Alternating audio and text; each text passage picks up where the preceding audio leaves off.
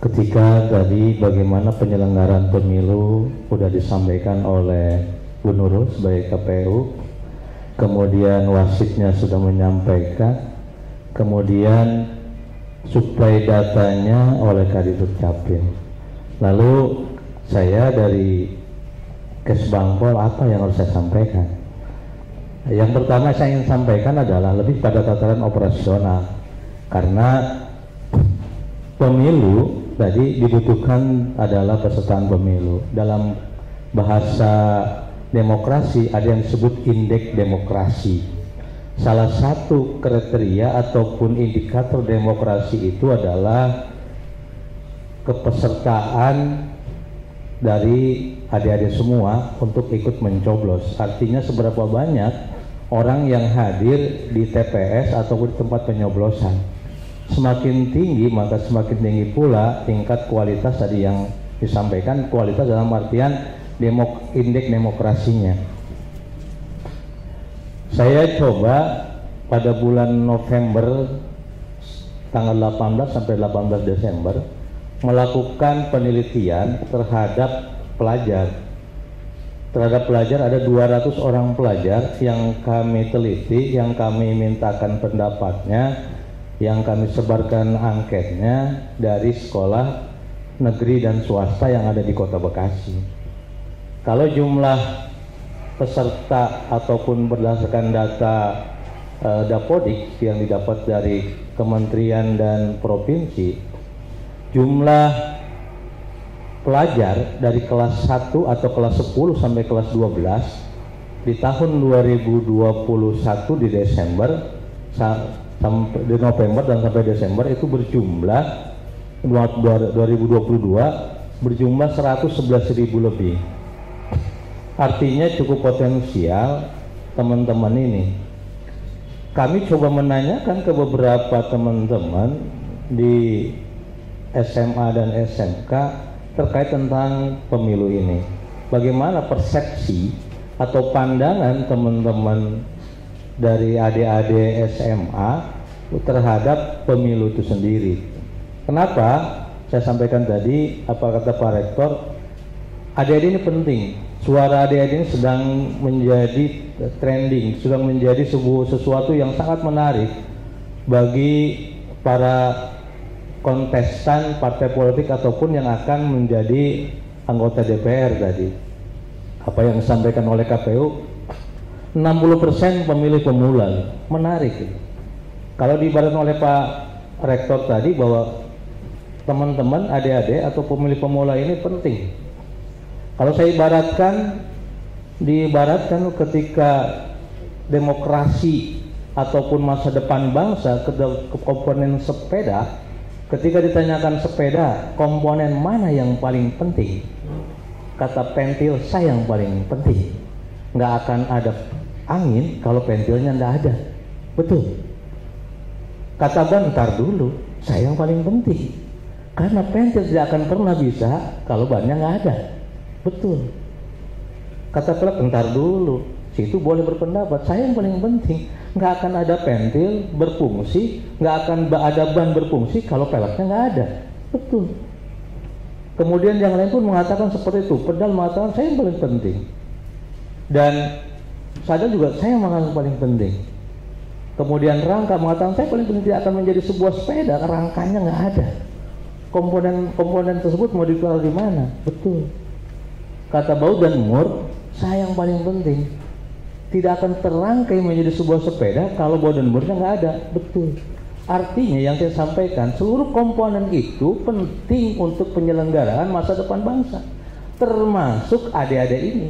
Meskipun pada posisi yang tadi generasi milenial penting untuk masa depan bangsa. Ketika tadi salah satu komponennya kurang dirawat, kurang diperhatikan, tadi jalan demokrasi kita tidak akan sebagus, berkualitas, senyaman, dan trustnya atau kepercayaannya akan rendah.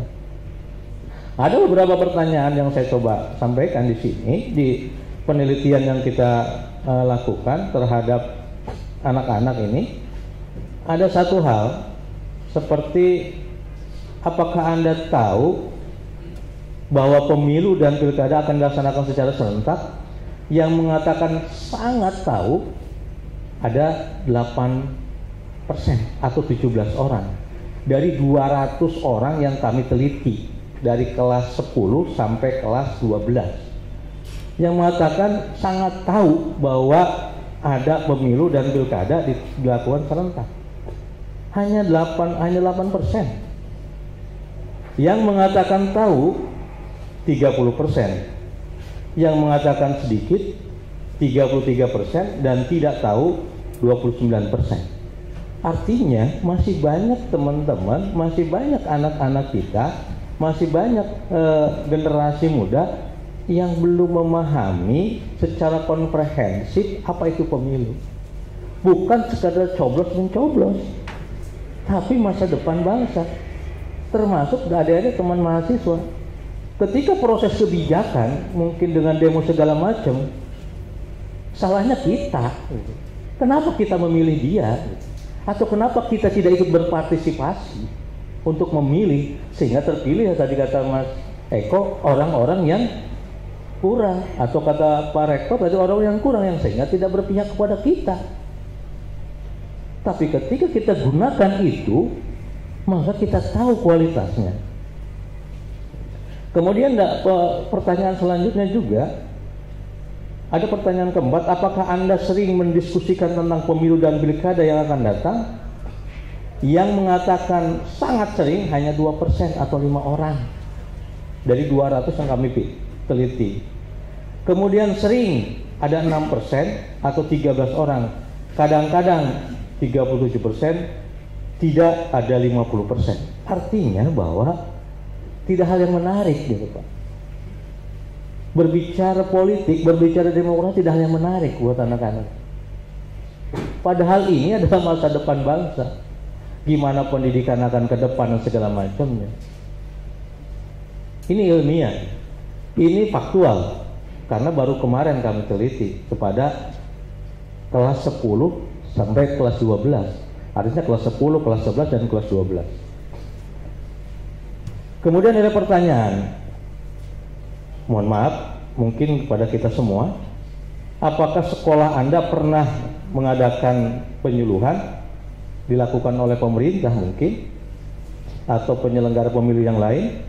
Yang mengatakan pernah ada 13%, yang mengatakan tidak pernah ada 52%. Artinya, dan yang tidak tahu ada 30%. Artinya banyak di antara kita tidak memperdulikan berapa pentingnya meningkatkan indeks demokrasi, betapa pentingnya untuk masa depan bangsa kita, karena kita sudah menganut sistem demokrasi dengan suara yang terbanyak, itu yang akan menjadi menentukan. Sehingga perlu menjadi edukasi buat kita kepada masyarakat yang lain, terutama masyarakat kita. Ini buat ibu bapak guru nih pertanyaan. Apakah guru atau kepala sekolah Anda memberikan informasi atau penyuluhan tentang pemilu atau pilkada? Yang mengatakan sangat sering hanya 1%, atau hanya 2 orang yang mengatakan itu, atau sering 14, hanya 7%, hanya 14 orang. Kadang-kadang 42% dan tidak sama sekali 42%.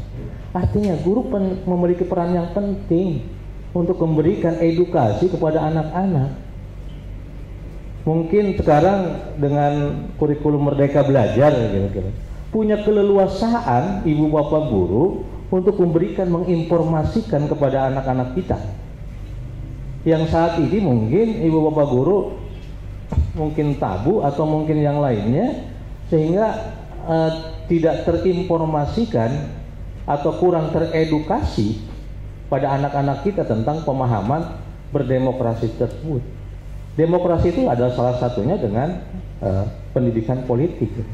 Kalau dulu ada yang namanya PPKN, mungkin sekarang terintegrasi dengan kurikulum Merdeka itu, lebih leluasa untuk mengatakan itu. Kemudian ada yang lebih miris, ini Pak Rektor dan semuanya, adalah ada pertanyaan yang saya coba tanyakan kepada mereka. Apakah Anda akan memilih kriteria manakah pilihan yang Anda di bawah ini? Yang pertama, calon yang memberikan uang. Apakah Anda akan memilih calon yang memberikan uang? Kemudian calon yang tidak memberikan uang, kemudian tidak menjawab atau tidak tahu.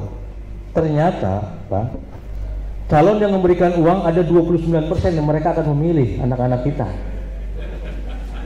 Anak-anak kita akan memilih manakala diberikan uang. Jadi apa yang disampaikan oleh Bu Nisa, politik uang ini bukan omong kosong, ternyata sudah masuk kepada anak-anak kita, pada pelajar. Ketika orang yang tidak memberikan uang hanya 11%, 19% gitu. Artinya luar biasa ini pekerjaan kita. Tadi saya sampaikan ibu bapak guru ini yang harus menjadi perhatian kita. Karena ada beberapa pertanyaan ketika saya menanyakan kepada mereka, siapa yang akan mempengaruhi pilihan teman-teman adik-adik ini. Ternyata keluarga ataupun teman memiliki peran penting, Pak Rektor, untuk mempengaruhi terhadap pilihan. Artinya teman itu mempengaruhi.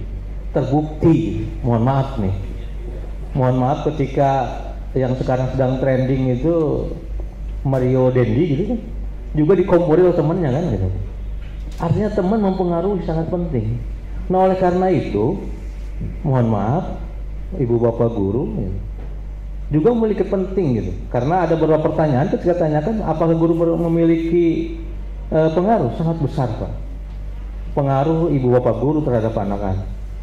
Ketika ada tawuran pun memang ada anak-anak yang mungkin nakal mau melawan guru, tapi lebih banyaknya persentasenya adalah anak-anak ini nurut sama ibu bapak guru.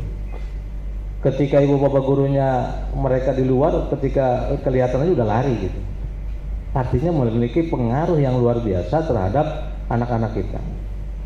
Kenapa ini saya katakan penting gitu? Tadi bagaimana Pak Kadis menyampaikan kemudahan untuk mendata teman-teman semua untuk ikut pemilih. Bu Nisa mengatakan bagaimana menjadi seorang wasit gitu. Artinya adik-adik pun bisa menjadi wasit untuk menyampaikan, oh ini nggak benar gitu, oh ini persoalan pemilu. Nah harus memahami itu. Ketika mengatakan nggak benar berarti kan harus tahu ilmunya, harus tahu informasinya. Ketika Bu Nurul mengatakan ini bahwa persentase, kalau indeks demokrasi kita pada pemilu di tahun 2019 dan pilkada tahun 2018 itu di pemilu itu sekitar hampir 70%, 69,sekian%. Pilkada lebih rendah lagi Pak, itu sekitar 67,sekian%. Artinya masih banyak dari jumlah hak pilih tahun 2019 itu 1,6 mungkin, yang menggunakan hak pilih hanya 1,1 lebih. Artinya masih banyak di antara kita yang belum memahami betapa pentingnya pendidikan politik, betapa pentingnya demokrasi ini menentukan arah bangsa kita. Jangan salahkan anggota DPR ketika mereka menetapkan kebijakan apapun, ya yang salah kita. Pertama, kesalahan kita mungkin bagi teman-teman adik-adik tidak peduli, sehingga demo apapun kurang berpengaruh. Demo apapun kurang berpengaruh. Inilah saatnya, baik di kampus segala macam dilakukan. Saya berharap di dunia pendidikan mungkin diadakan role playing, itu bermain peran untuk bagaimana simulasi pemilu misalnya. Ya, ini mungkin nanti sosialisasi oleh KPU lah kira-kira di sekolah gitu. Ini penting gitu, karena ini ada beberapa pertanyaan yang kami sampaikan kepada anak-anak kita luar biasa gitu. Nah, ketika ada pertanyaan, apakah yang memberikan barang, ada yang memberikan uang atau tidak memberikan apapun, ternyata dua komponen ini, barang dan uang, itu tinggi. Itu tinggi gitu. Mudah-mudahan Tadi apa yang disampaikan oleh Pak Kadis, oleh Bu Nisa, gitu, itu hanya sekedar memotivasi, gitu. Bukan karena nanti nunjuk beraninya, karena ada itu ya Pak.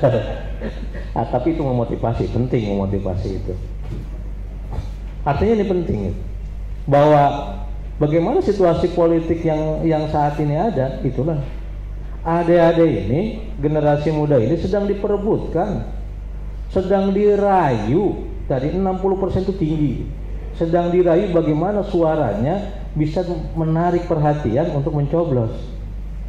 Nah, ketika mencoblos itu lihatlah, tadi kata Bu Nisa atau kata Pak Taufik, atau ada aturan mekanismenya gitu.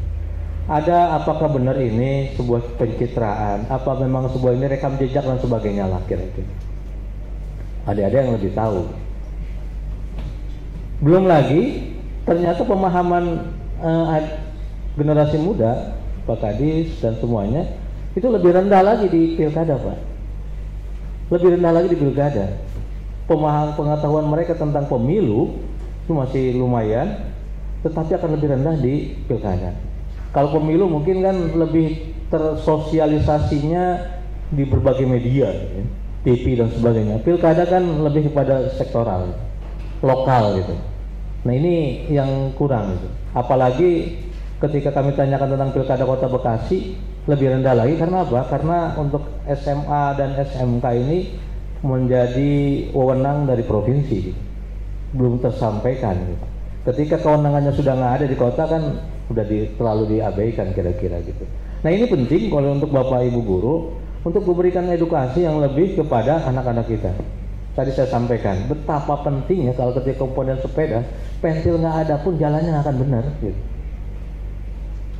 Akselerasinya mungkin akan terhambat gitu. Tadi karena apa? Karena ada yang kurang. Kebijakan mungkin yang keluar pun dari karena kurang dirawat, kurang kita pedulinya, ya sudah kebijakan seperti itu.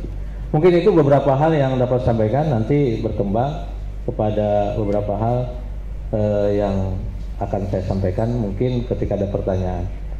Dan saya juga sudah bawa nanti ketika ada yang menjawab gitu ya Pak. Tapi nanti aja. Terima kasih. Mohon maaf. Assalamualaikum warahmatullahi wabarakatuh. Waalaikumsalam warahmatullahi wabarakatuh. Terima kasih Pak Agus atas paparannya. Sebelum masuk ke sesi tanya jawab, saya mau tanya dulu nih, saya berdiri di sini. Tadi ngomongin hasil litbang ya Pak ya, survei. Kenapa kami harus menjadi pemilih yang berintegritas? Kenapa nggak kami ambil aja uangnya? Kan itu bisa buat mabar, beli kosmetik dan lain-lain.